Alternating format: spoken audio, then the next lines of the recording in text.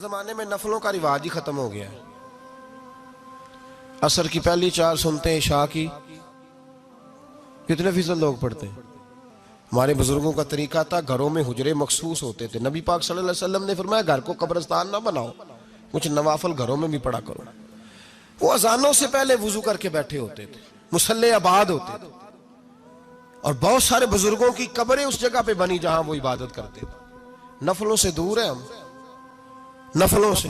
नफल से क्या मिलता है? नफल पढ़ने से रब रहमान मिलता है, अल्लाह मिलता है नफल पढ़ने वाले को। बुखारी मुस्लिम में मौजूद है मेरे नबी पाक सल्लल्लाहु। लेकिन शर्त यह है कि नफल अल्लाह की रिजा के लिए पढ़े। सारी दुनिया को सवेरे बताए ना कि जो मैं सवेरे 3 बजे उठिया ना, उदो मैं वेख्या थे कुत्ते भौंक रहे सन। ये तूने खबर दी है कि मैं सुबह 3 बजे ना। ये किसके साथ राज है? बोलिए। अपना काम करे। वो असल मसला पता क्या होता है कि वो गुबार चढ़ा हुआ है तबीयत में कि किसी तरीके मैं बता दूं कि मैं सवेरे 3 बजे। तो इसका नुकसान पता क्या होता है?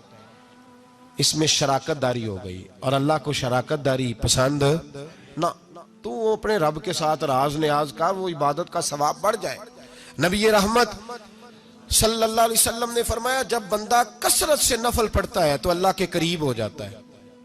कितना करीब होता है कि अल्लाह फरमाता है मैं उसके हाथ बन जाता हूं, फिर मैं उसके पैर बन जाता हूं, फिर मैं उसकी आंखें बन जाता हूं, फिर मैं उसके कान बन जाता हूं, मैं फिर उस शख्स का वजूद बन जाता हूं। क्या मतलब? ये बुखारी मुस्लिम है। आंखें बंदे की होती है, ताकत अल्लाह की होती है। हाथ बंदे के होते हैं, ताकत अल्लाह की होती है। पैर बंदे के होते हैं, ताकत अल्लाह की। अल्लाह की इबादत करें, इबादत से बरकत आती है। हजरत अबू इदरीस खौलानी रहमतुल्लाह अलैह हजरत मुआज बिन जबल के शागिर्द थे, ताबी थे, ताबी बुजुर्ग थे। फरमाते हैं कि मैं जब से हजरत मुआज बिन जबल की सोबत में बैठा ना, तो बुरे कारोबारों से मेरी तबीयत तो चाट हो गई। कई कारोबार में देखता तो झूठ बोलना पड़ता, उसमें बड़ा कुछ करना पड़ता, तो मुझे डर आता। अब फरमाते मैंने ना बड़ी कोशिश की, पर मेरी मर्जी का काम मुझे। सूफी काहिल नहीं होते, सुस्त नहीं होते, झूठ नहीं बोलते। फरमाते मेरे अंदर ताकत थी कि मैं हलाल कमा के बच्चों को खिलाऊं, पर मेरी मर्जी का काम नहीं मिलता था। हद हो गई। और जब इंसान नेकी की तरफ आता है तो कुछ न कुछ आजमाइशें जरूर आती हैं, ये पक्की बात है, पक्की बात। जब वो गलत मलत कर रहा होता है तो उसको लगता है सारा कुछ सही है, जब सीधा होता है तो बहुत सारी परेशानियां भी जरूर आती हैं। ये मिजाज है दीन का। आप फरमाते मैं परेशान रहने लगा, हालात खराब होने लगे, आजमाइश सख्त होने लगी, कारोबार बंद हो गया, काम ही कोई नहीं मिलता था। मेरी बीवी नाराज रहने लगी, हल्का हल्का तो उसने मुझे कहना शुरू किया, फिर जलाल में आ गई। और एक दिन मुझे कहने लगी अगर आज नाना कुछ लेके आए तो बच्चे लेके मेके चली जाऊंगी। आप फरमाते मैं बड़ा परेशान हुआ, निकल गया फजर पढ़ के काम की तलाश में। मैंने जोहर तक तलाश किया लेकिन मुझे काम न मिला। आप फरमाते नहर फुरात के किनारे तपती हुई रेत पे मैं बैठा था, तो मेरे दिल में ख्याल आया बंदों की मजदूरी नहीं मिलती तो आज अल्लाह की ना कर ले, आज अल्लाह की मजदूरी ना करे।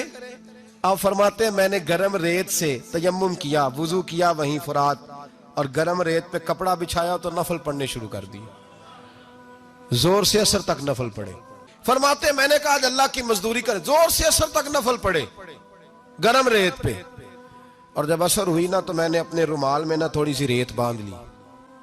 घर की दीवारें छोटी छोटी थी। मैंने कहा बीवी ने देखा ना खाली हाथ आया है तो अंदर से शोर करेगी, हम साए भी सुनेंगे, तो चलो जब देखेगी ना रुमाल में कुछ है हौसला करेगी, जब अंदर जाऊंगा तो समझा लूंगा।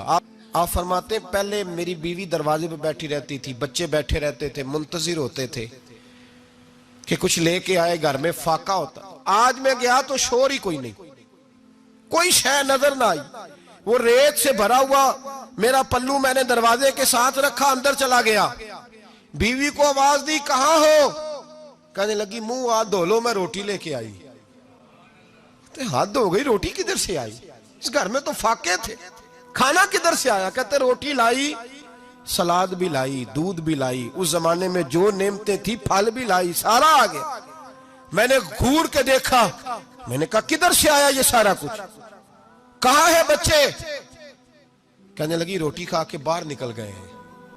मेरे दिल में ख्याल आया मेरी बीबी का किरदार तो चांद से ज्यादा उजला है, तो ये सारा कुछ कैसे आया? मैंने कहा ये कहां से आया सारा कुछ? तो कहती है मेरी तरफ देख के कहने लगी पता नहीं आज किस करीम की मजदूरी करने चले गए थे, पता नहीं किस करीम की मजदूरी पे चले गए थे। जोर हुई है तो उसने अनाज की बोरियां भेजी हैं, चावल भेजे हैं, फल भेजे हैं, इतना कुछ भेजा है कि मेरे घर में रखने को जगह ही कोई नहीं। ये कहते कहते उठी और कहने लगी पहले ही बड़ा आया था, अब और क्या लाए हो? आप फरमाते मैं सख्ते में था, उसने जाके मेरा रुमाल जो खोला, मैं रेत लाया था, रब करीम ने हीरे बना दिए, वो हीरे बन गए। आप फरमाते कहने लगी किस करीम की मजदूरी पे गए थे? फरमाते मैं उठा और कच्ची जमीन पे सर सजदे में रखा। मैंने कहा मालिक मैं सारी जिंदगी दुनिया राजी करता रहा, लोगों के दरवाजों पे खड़ा रहा, ताल्लुकात बनाकर थोड़ी सी रोजी के लिए जद्दोजहद करता रहा, धुतकारा गया, सताया गया। मौला मैं तो तेरे दरवाजे पे आज आया हूं, पूरी दिहाड़ी भी नहीं लगाई, जोर से सर ड्यूटी की है, अल्लाह तेरी थोड़ी मजदूरी का इतना अजर मिलता है, खुदाया तो इतना नवाजता है।